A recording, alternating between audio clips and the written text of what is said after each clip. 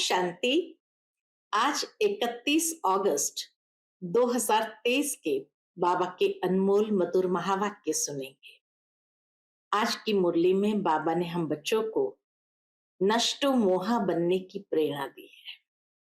साथ ही साथ साक्षी दृष्टा की स्थिति और अचल अडोल स्थिति कैसे बनानी है, उसके लिए बाबा कहे, बच्चे, माया के तूफान तो अंत तक बहुत आएंगे, लेकिन उसके लिए अपनी स्थिति को हलचल में नहीं लाना है।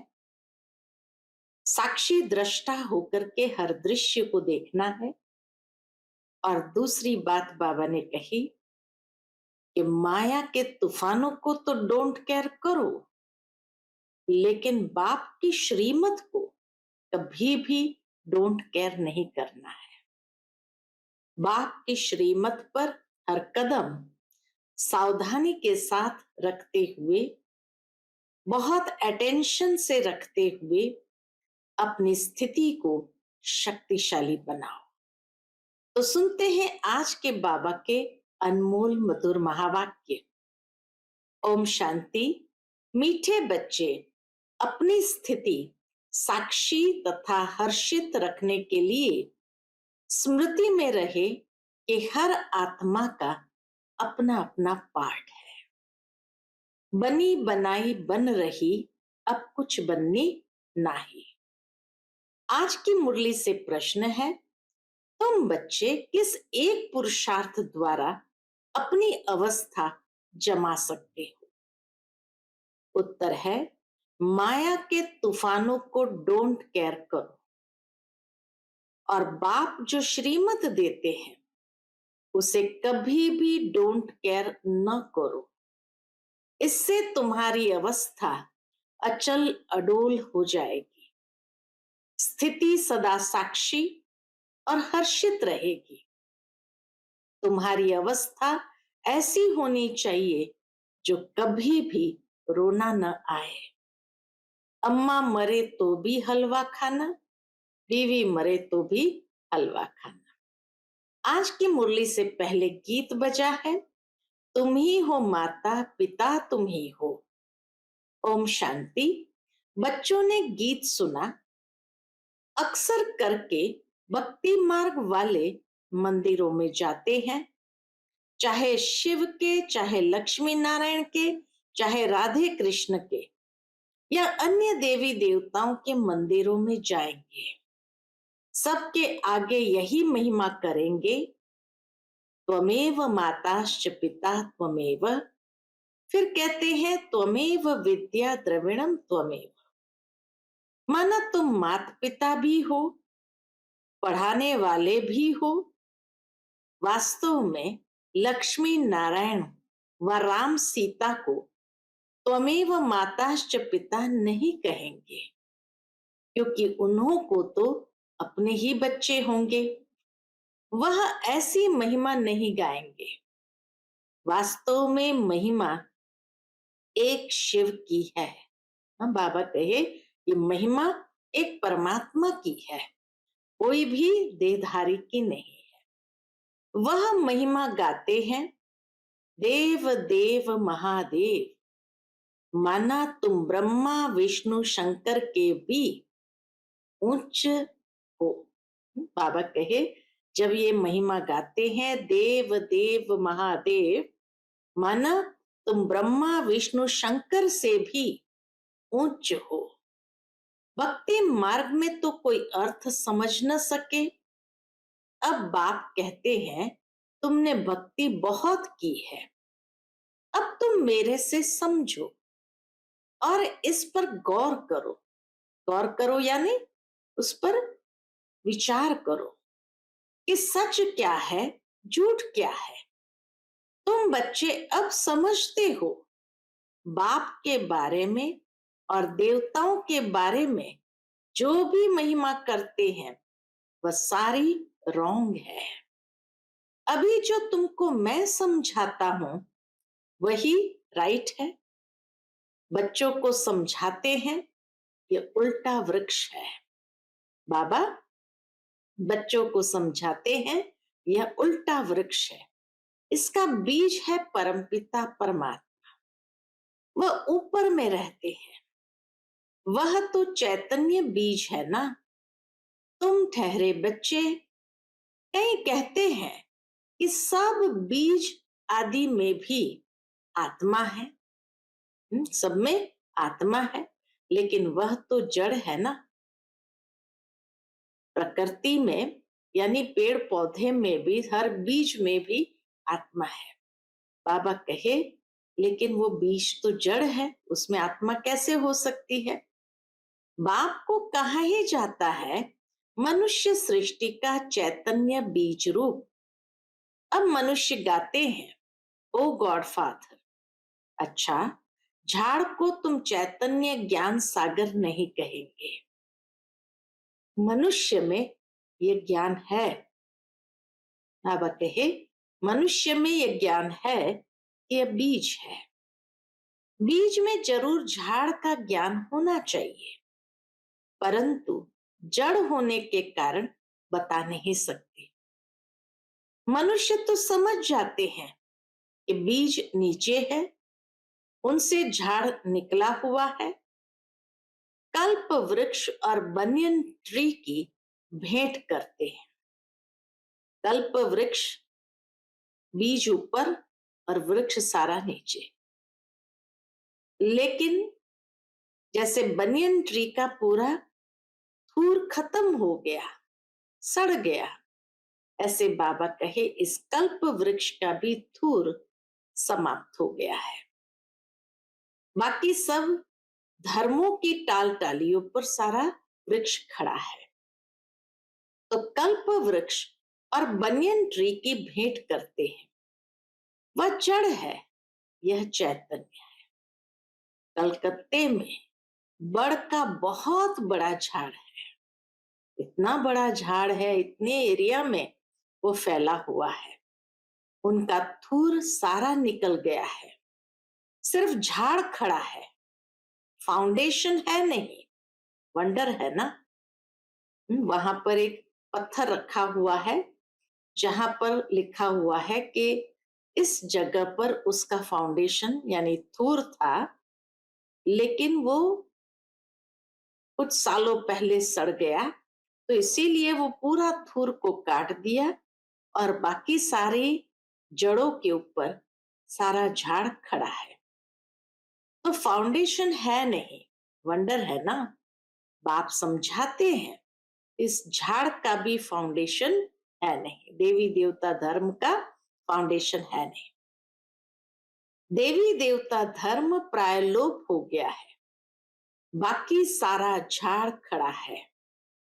इतने मठ पंथ है, यह है बेहद का झाड़। बेहद का बाप बैठ समझाते हैं।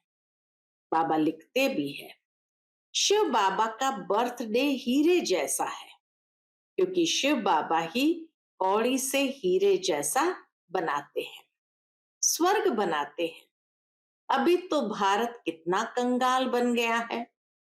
मनुष्य हम सो हम कहते हैं, परंतु समझते तो कुछ नहीं। हम आत्मा सो परमात्मा, परमात्मा सो आत्मा, ये ढिंढोरा सन्यासियों ने पिटवाया। तुम अर्थ सहित जानते हो। हम सो ब्राह्मण बने हैं, फिर हम सो देवता बनेंगे, फिर हम सो क्षत्रिय वैश्य शूद्र वर्ण में आएंगे। आत्मा कहती है हम इन वर्णों में जाएंगे। हम शूद्र थे, अभी हम ब्राह्मण कुल में आए हैं। परम पिता परमात्मा ही सबको रचने वाला है। ब्रह्मा विष्णु शंकर देवताओं को भी रचने वाला वह है। अभी बाप बैठ बच्चों को समझाते हैं। तुम कहते हो त्वमेव माताश्च पिता त्वमेव, तो माता भी यह बरोबर है। बाप बैठ बच्चों को बहलाते हैं। भक्ति मार्ग में मेरा भक्तिन थी, वह है भक्त माला। भक्ति मार्ग की वह माला ही अलग है। ज्ञान माला भी है, भक्ति की माला भी है तो ज्ञान माला भी है। ज्ञान माला का नाम है रुद्रमाला। रावण माला नहीं कहेंगे। रावण की भक्ति तो नहीं करते, कोई कोई स्थानों पर फिर भी मानते हैं, बाकी भक्ति नहीं करते। मंदिर जरूर उनका बना हुआ है। राम माला है। बल अभी रावण राज्य है, परंतु रावण की माला नहीं होती, भक्त माला होती है। असुरों की माला तो नहीं होती। भक्त शिरोमणि में एक तो मीरा है, उनको श्री कृष्ण का साक्षात्कार होता था, लोक लाज सारी खोई थी। सेकंड नंबर में शिरोमणि भक्त कौन है? नारद। तो फर्स्ट नंबर में भक्तन मीरा थी और सेकंड नंबर में भक्त नारद। हाँ, उनका गायन है, दृष्टांत दिया जाता है। यह तो सब बातें बैठ बनाई है, रियल नहीं है। कहानियां बाबा कहे बना दी, बाकी रियल नहीं है। बाप कहते हैं कि मेल फीमेल सब सीताएं हैं, सब रावण की शोक वाटिका में है। लंका की बात नहीं, भारत की ही बात है। एक ही बाप सर्व का सदगति दाता है। वह एक न हो तो भारत कुछ काम का नहीं है। सबसे जास्ती पतित और सबसे जास्ती पावन भारत ही बनता है। भारत ही सबसे बड़ा तीर्थ स्थान है। भल अपने अपने पैगंबरों के तीर्थों पर जाते हैं, परंतु सबका सदगति दाता एक बाप है। भारत ही अविनाशी खंड है। बाप कहते हैं, मैं यहां आकर भारत को जीवन मुक्ति देता हूं, बाकी सबको मुक्ति देता हूं। सबका सदगति दाता मैं हूं। सचखंड स्थापन करने वाला बाप एक ही है। सचखंड में राज्य करने के लिए बच्चों को लायक बनाते हैं, खुद राज्य नहीं करते। बाप बैठ समझाते हैं, मैं कल्प कल्प आता हूं, कहा? भारत को सदगति देने। बाबा कल्प कल्प भारत में आते हैं और भारत को ही सदगति देते हैं, बाकी सबको गति में वापस ले जाता हूं। हर एक मनुष्य मात्र की जो आत्मा है, हर एक में अविनाशी पाठ भरा हुआ है। इसको कहा जाता है, क्या कहेंगे? इसको कहा जाता है बनी बनाई बन रही, अब कुछ बननी नाही। समझो, इसका बाप मर गया, उसने जाकर दूसरा जन्म लिया। अब रोने से क्या होगा? आत्मा तो चली गई। रोने से क्या होगा? साक्षी होकर देखना है। यह ड्रामा है, इसमें रोने की दरकार नहीं। गृहस्थ व्यवहार में तो रहना है। अम्मा मरे तो भी हलवा खाओ, बीवी मरे तो भी हलवा खाओ। ये उन्हों के लिए है जो गृहस्थ व्यवहार में रहते हैं। तुम्हारी अवस्था ऐसी होनी चाहिए जो कुछ भी दुख न हो, बेहद के बाप को याद करते रहना है। इतनी अडोल अवस्था होनी चाहिए जैसे अंगद को रावण हिला नहीं सका।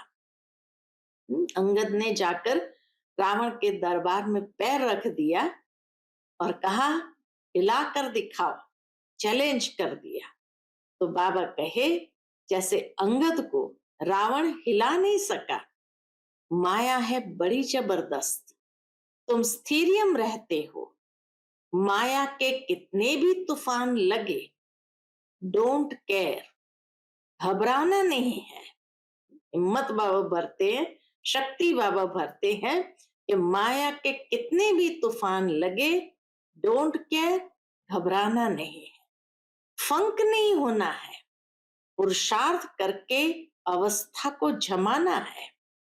बातें तो बहुत अच्छी समझाते हैं। बाबा तो बच्चों को बातें कितनी अच्छी समझाते हैं। तुम समझते हो हम पार्वतियां हैं। शिव बाबा अमर कथा सुनाते हैं। अमर लोक में है आदि मध्य अंत सुख। इस मृत्यु लोक में तो आदि मध्य अंत दुख ही दुख है। त्योहार आदि सब इस समय के हैं। लक्ष्मी नारायण आदि का कोई त्योहार नहीं। सतयुग में सिर्फ एक बड़ी धूमधाम से कॉरोनेशन सेरेमनी होती है कि जब लक्ष्मी नारायण राजगद्दी पर बैठते हैं तो वो राज तिलक जो दिया जाता माता पिता के द्वारा, वो एक बहुत बड़ा उत्सव के रूप में मनाते हैं। बाकी यहाँ के कोई भी त्योहार वहां नहीं। तो बाबा कहे लक्ष्मी नारायण आदि का कोई त्योहार नहीं। वो क्या सर्विस करते हैं? तुम ब्राह्मण बहुत सर्विस करते हो। देवताओं की आत्मा को सोशल वर्कर नहीं कहेंगे, न जिस्मानी न रूहानी। तुम हो रूहानी जिस्मानी डबल सोशल वर्कर। अच्छा, मनुष्य को नष्ट मोहा बनने में मेहनत लगती है। कहा ना बाबा कैसे बच्चों को नष्ट मोहा बनाते हैं ड्रामा के ज्ञान से। मनुष्य को नष्ट मोहा बनने में मेहनत लगती है क्योंकि उनके पास कोई एम ऑब्जेक्ट नहीं है। यहाँ तो तुमको प्राप्ति बहुत है, तो बहुत नष्ट मोहा होना चाहिए ना। एक बाबा के साथ योग लगाना है। कैसे योग लगाएंगे? बाबा सिखाते। बाबा, ओ मीठे मीठे बाबा, आपको हमने पूरा जान लिया है।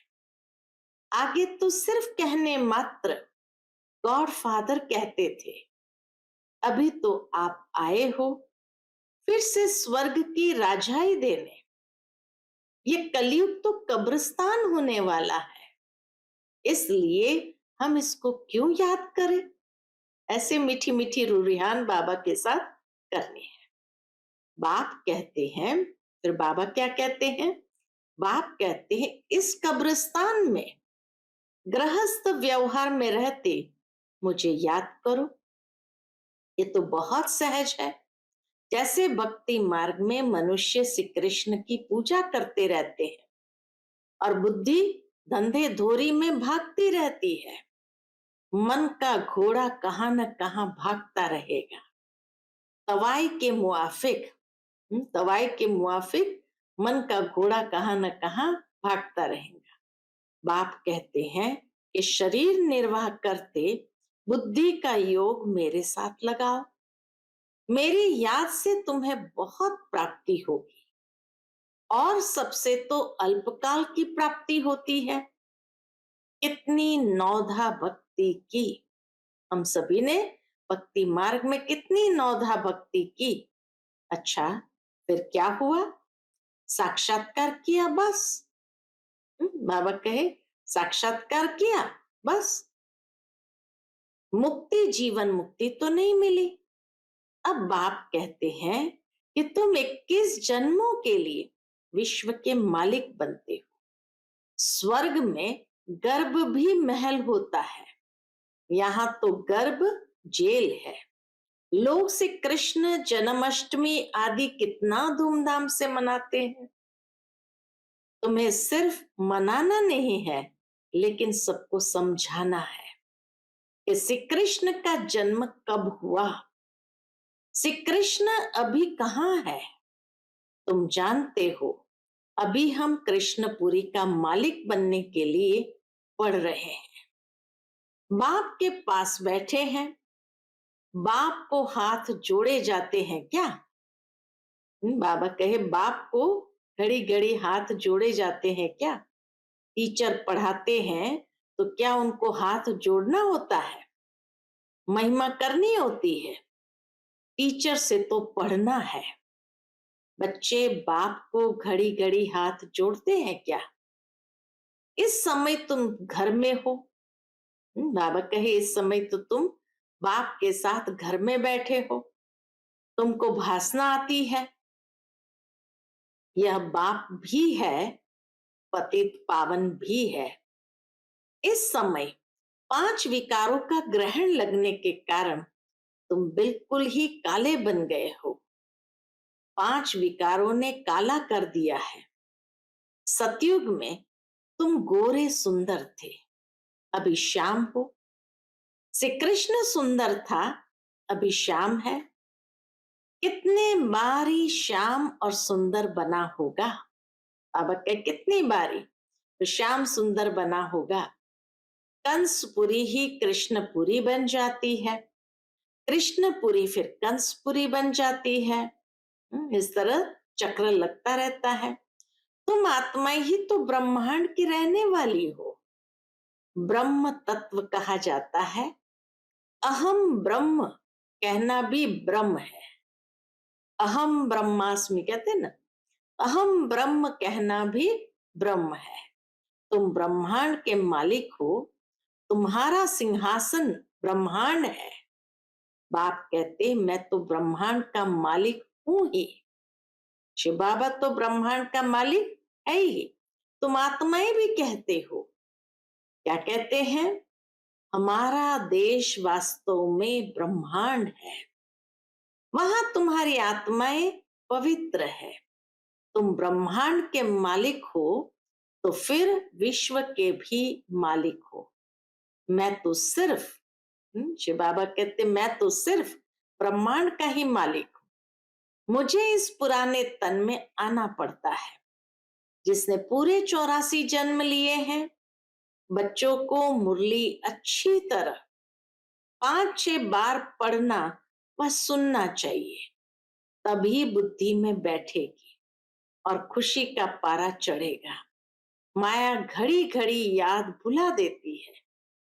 इसमें कोई हठ आदि करने की बात नहीं है, कोई हठ योग की तो बात ही नहीं। फुर्सत मिली, अच्छा बाबा को याद करना है।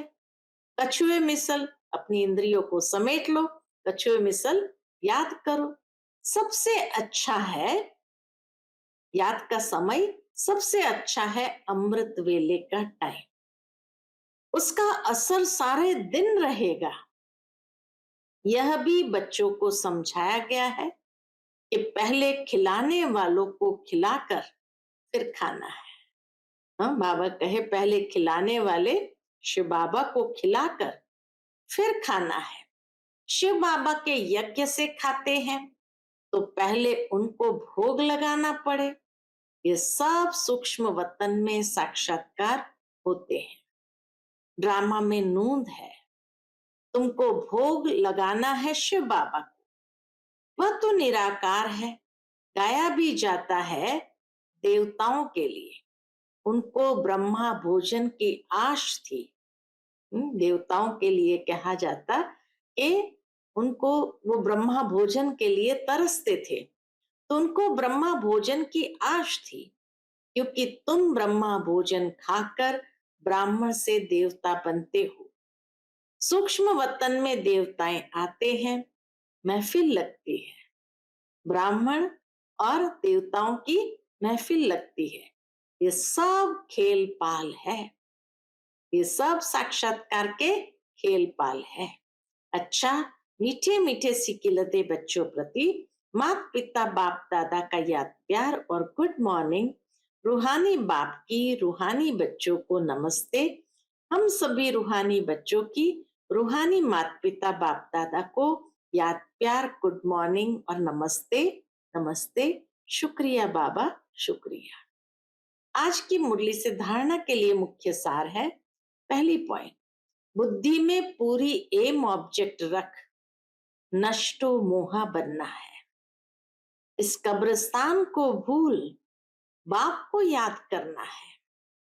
रूहानी जिस्मानी सेवा करनी है। दूसरी पॉइंट, खिलाने वाले को खिलाकर फिर खाना है। अमृत वेले का समय अच्छा है, इसलिए उस समय उठकर बाप को याद करना है।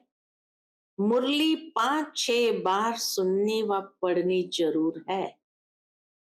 आज का बाप दादा का मधुर वरदान हम बच्चों के प्रति है। अलौकिक स्वरूप की स्मृति द्वारा अलौकिक कर्म करने वाले सदा समर्थ आत्मा भव। अलौकिक स्वरूप की स्मृति द्वारा अलौकिक कर्म करने वाले सदा समर्थ आत्मा भव। ब्राह्मण जीवन अर्थात अलौकिक हीरे तुल्य अमूल्य जीवन। ब्राह्मण जीवन अर्थात अलौकिक हीरे तुल्य अमूल्य जीवन। इस अलौकिक जीवन की स्मृति से, वह अलौकिक स्वरूप में स्थित रहने से साधारण चलन, साधारण कर्म नहीं हो सकता। जो भी कर्म करेंगे वह अलौकिक ही होगा, क्योंकि जैसी स्मृति होती है वैसी स्थिति होती है। स्मृति में रहे एक बाप दूसरा न कोई, तो बाप की स्मृति सदा समर्थ बना देंगी। इसलिए हर कर्म भी श्रेष्ठ अलौकिक होगा। आज का स्लोगन है, स्व उन्नति का यथार्थ चश्मा पहन लो तो सबकी विशेषताएं ही दिखाई देगी। स्व उन्नति का यथार्थ चश्मा पहन लो तो सबकी विशेषताएं ही दिखाई देंगी। अच्छा, Om Shanti. Click here to like, subscribe, and press the bell icon to stay updated with our latest videos.